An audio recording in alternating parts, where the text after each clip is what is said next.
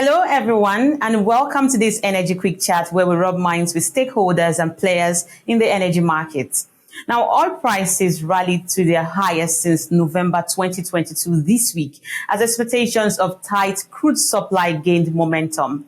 The surge in crude futures contracts came amidst forecasts by the International Energy Agency saying that Russia's and Saudi Arabia's extension of 1.3 million barrels per day of crude oil production reductions by the end of 2023 is set to result in a significant market deficit in the fourth quarter.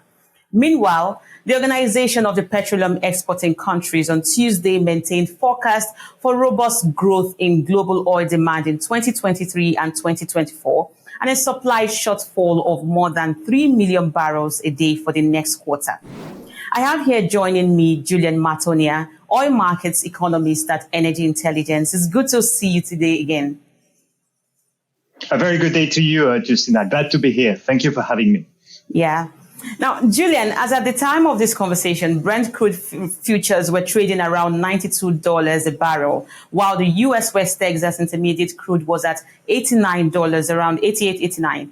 What do you make of this current rally in the global oil prices? I think expectation that this market was pointing to structural tightness, they temporarily dissipated and they are now back again in every people's mind. All balances look tighter in the second half of 2023. And this is thanks in large part to the extra Saudi cuts of 1 million barrels per day. Looking into 2024, we think that the first half of the year would have seen inventories build without an extension of the Saudi voluntary cut. So remember the first quarter of this year when stockpiles grew massively. This is exactly what OPEC and especially Saudi Arabia wants to avoid. And by the way, the prospect of, a buildup in early 2024 was probably the reason why Brent was reluctant to push through $90 per barrel. Now this hurdle is lifted. OPEC has more capacity, of course. Will they use it? We don't know. So it contributes to push the price a bit higher. Now, do you see any optimistic side about the OPEC's 2024 forecast upside to 104.3 million barrels per day? To be honest with you, I'm a little dismissive about OPEC forecast rather than optimistic about it. OPEC sees a large deficit of more than 3 million barrels per day in the fourth quarter, as you mentioned. These numbers will probably cause some to question, OPEC's claim that their main objective is to balance this market, is to stabilize this market, when their own numbers clearly do not show this. But if you let me share 3 random thoughts. One, production from Russia, Iran, and even Venezuela has hedged higher this year. And Iranian supply might rise again pending the continued benign neglect of the US. That's one thing. 2, China will, proactively will be the balancing point. Basically, China doesn't like price in excess of $85 per barrel. And they will proactively use their oil inventories to create a demand vacuum around OPEC and pressure global oil prices down. So that's the second thing. And third, central banks, and especially the US Federal Reserve, can still destroy demand by raising interest rates faster than OPEC can destroy supply. So, you've got a tug of war between OPEC and the central banks. And basically, those central banks can hike their rates fast enough to fend off the OPEC supply cuts.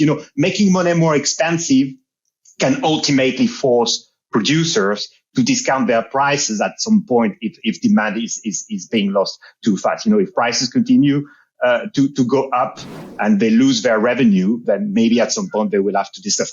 That's the optimistic view at least. So what stands out for you from the forecast update by the International Energy Agency and the Energy Information Administration? Well, what stands out from the two forecasts, so, the IEA and the EIA, is that both think that the extra, Saudi cuts and Russian cuts, so that's 1 million from the Saudi and 300,000 barrels from Russia. They both think that it will create a supply deficit. They disagree on the final numbers, but, they think this will deplete inventories in the second half of the year, and especially in the fourth quarter of the year. 1.2 million deficit according to the IEA, and about 400,000 barrels per day deficit according to the US EIA. At Energy Intelligence, we are sort of in between at 900,000 barrels per day deficit. The other thing is that both forecasts, IEA and EIA, also highlights that signs of tightening are particularly evident already in the diesel market, in the product market. Despite record high margins, refiners are already struggling to meet the increased demand for diesel and gas oil, and even for jet fuel, especially in Europe and on the US East Coast. And the third thing, maybe last but not least, is that both forecasts see much lower oil demand growth in 2024 at around 1 million barrels per day. So that's a significant decrease from 2024, owing to a deceleration of global economic growth and a structural decline in transportation fuel. Basically, that's their forecast. Right. Now, are there any other commodities in the energy markets on your radar? Could be natural gas, diesel. Tell me more about that. Yes, of course. Natural gas, indeed. The recent strikes at Australian LNG plants and their effect on mainly the European gas market is, I think, highlighting Europe higher sensitivity to global LNG prices. Australia supplies between 20 and 25% of global LNG each year.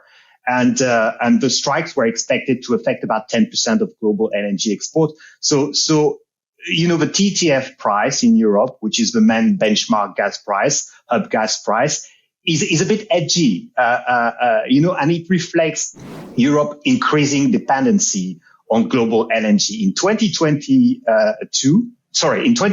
this year, LNG exports to Europe exceeded pipeline export. Europe used to receive its gas essentially by pipeline from Russia. This is over. And the problem, as some traders recently said, is that there isn't quite enough LNG around the world to fend off any, if the possible negative events all materialize at the same time. If everything goes wrong, then we may not have enough LNG to supply Europe, especially if we've got disruption over the winter, which means that basically gas price volatility will return. I mean, think about a cold winter in Europe, but also in Asia, which means that Asia will demand more gas, less will be available for Europe, lower renewable power production, and more disruption at LNG plants. These are all significant risks to a market that basically remains on the edge since the beginning of the war in Ukraine. Julien Mathonniere, oil markets economist at Energy Intelligence. Thank you so much for speaking with us on Energy Frontiers. We'll keep watching those numbers. Thank you. Always a pleasure, Justina. Thank you for having me. That's it on our Energy Quick Chat this week. Thank you everyone for watching. I am Justina Okechukwu. Bye for now.